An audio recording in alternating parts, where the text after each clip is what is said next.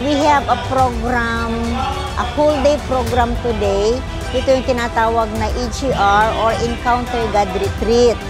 So ito po ay ginagawa namin yearly to enhance the spiritual aspects sa aming mga estudyante. Ang purpose namin dito kung bakit ginagawa itong EGR na tinatawag, ilapit namin ang mga kabataan sa Panginoon.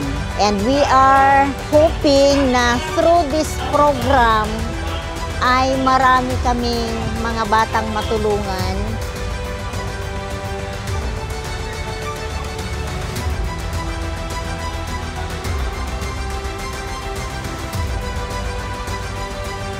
We are now conducting the yearly Encounter God Retreat, which is a program embedded in our curriculum, being values education, the core of our program.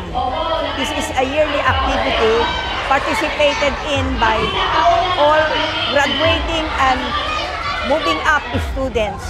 Our theme is the youth at the crossroads, either promising or compromising. It's a serious topic. Sometimes our students, our youth are lost. So this is a timely activity. We would like to thank the Seventh-day Adventist Church and their ministry, the Philip Publishing House, and also the Hope TV for joining us in this very important activity.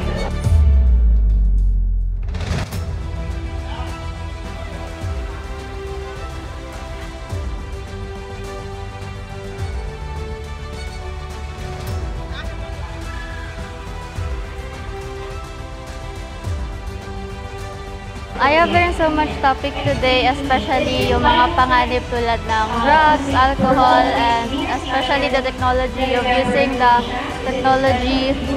And then mahalaga na bigyan natin ng kaalaman lahat ng mga bagay tsaka gabayan para iwasan ito. And also masasabi ko sa kabataan na katulad ko, for the youth na simula ngayon, start to have time to read your Bible, give time to the Lord. And of course, start to set your goal. Do not give up, as I learned earlier. Don't forget that Jesus is always on your side.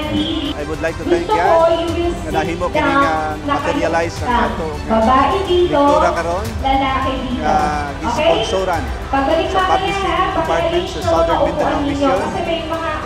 I would like to thank the Heritage Academy for inviting us na nahimo kini kadakong kabahin alang sa ilang tinuig programa. I would like to thank to my sponsors, meaning mga booklets nga adiri karon. Salamat sa inyong pagsuporta niining mga pinatik aron atong ipanghatag niining mga kabataan